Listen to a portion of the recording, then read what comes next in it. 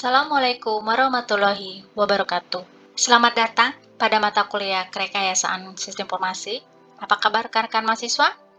Semoga kita semua dalam keadaan sehat, sehingga dapat memahami video pembelajaran pada hari ini. Pengolahan EA dalam suatu organisasi sangat penting, agar dapat menciptakan suatu organisasi yang adaptif terhadap setiap perubahan. Salah satu bagian di dalam pengolahan EA yang dapat mengatasi perubahan adalah repository. Repository dapat dipandang sebagai sebuah ensiklopedia apabila repository tersebut dapat berfungsi untuk menyimpan semua informasi mengenai perubahan yang terjadi, sehingga nantinya tentunya dapat dijadikan sebagai acuan, sebagai pedoman untuk pengembangan EA berikutnya. Nah, bagaimana penjelasan lebih lengkap mengenai hal tersebut?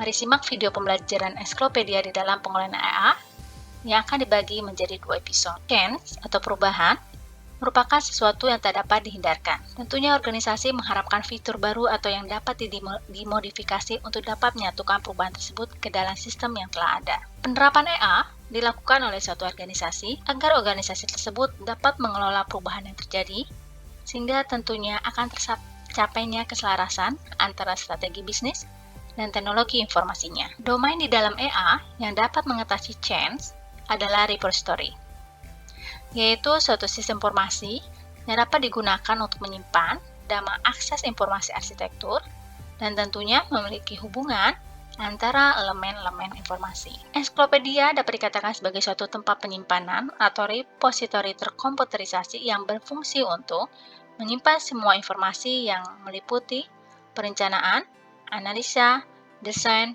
konstruksi, dan pemeliharaan sistem. Informasi yang tersimpan di ensiklopedia dapat ditransformasikan ke dalam bentuk diagram-diagram dengan bantuan tools eCache, sehingga diagram tersebut dapat dijadikan sebagai alat atau media komunikasi antara domain planner, owner, designer, builder, maupun subkontraktor. Penerapan EA merupakan salah satu cara untuk dapat mengatasi perubahan tersebut, sehingga akan membentuk suatu organisasi yang memiliki sifat adaptif atau yang kita kenal dengan adaptive enterprise. Rekan-rekan mahasiswa dapat dilihat pada layar terdapat 2 domain, ya.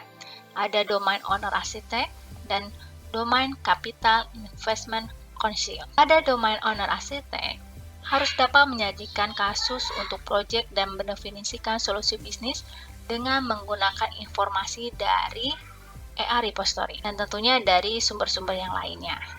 Kebutuhan bisnis, kebutuhan IT, dan teknologi yang telah diperbarui akan berdampak pada penilaian dan perubahan pada EA. Perencanaan dan pengembangan EA men-trigger Domain Capital Investment Council, di mana fungsi dari Domain Capital Investment Council ini menghasilkan informasi yang dapat membantu perubahan untuk EA. Keputusan pendanaan akan berpengaruh pada pengurutan rencana dan berpotensi pada target arsitektur dan analisis transisi.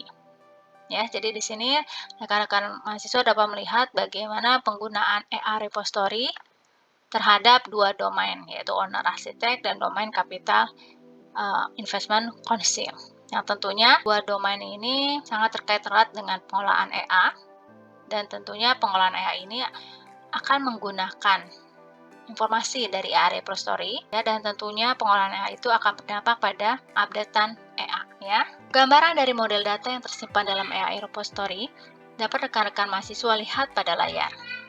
Sumber dari EA repository bisa berasal dari application repository, metadata repository, hardware inventory, dan juga bisa berasal dari list of strategic goal, ERP system, dan proses modeling tool. Untuk memastikan data-data yang masuk ke dalam EA repository adalah benar, dilakukan pengecekan terlebih dahulu oleh EA Repository Manager.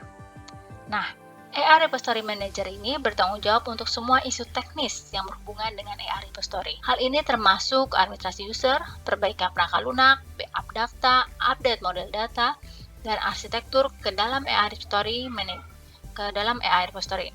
Manager ini merupakan bagian dari tim EA.